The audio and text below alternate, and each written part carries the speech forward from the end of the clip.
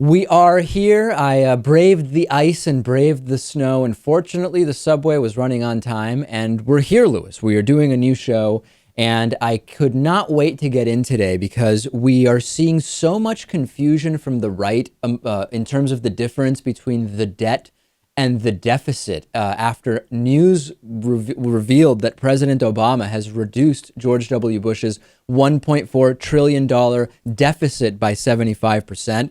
And the comments online make it abundantly clear that people just don't get the difference between what we mean when we say the deficit and, separate from that, what we mean when we say the national debt. So the debt represents the total amount of debt, whereas the deficit is the shortfall per year in terms of revenues, not, or rather expenditures exceeding revenues. So to give you an example, if in year one you have a deficit of $100 billion, after that first year, you will now owe $100 billion. That will be your debt.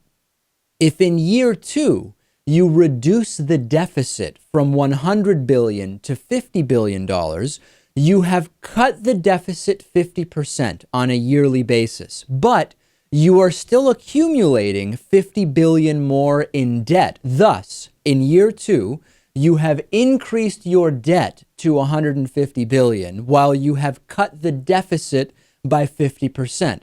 I thought, Lewis, that this was a pretty simple concept.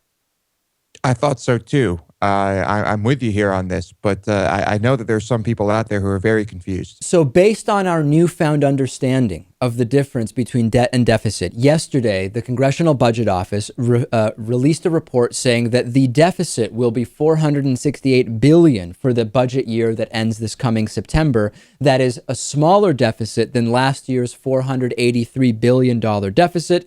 Of course, when President Obama came to office, the annual deficit topped $1 trillion, including by a record $1.4 trillion in 2009, carried over from the George W. Bush explosion of the deficit.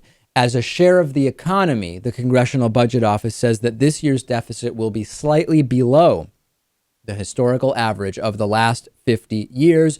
Lewis, once I saw these numbers, obviously I said, it is a lie. Obama is Kenyan, full stop. Some people will tell you that he tripled the deficit.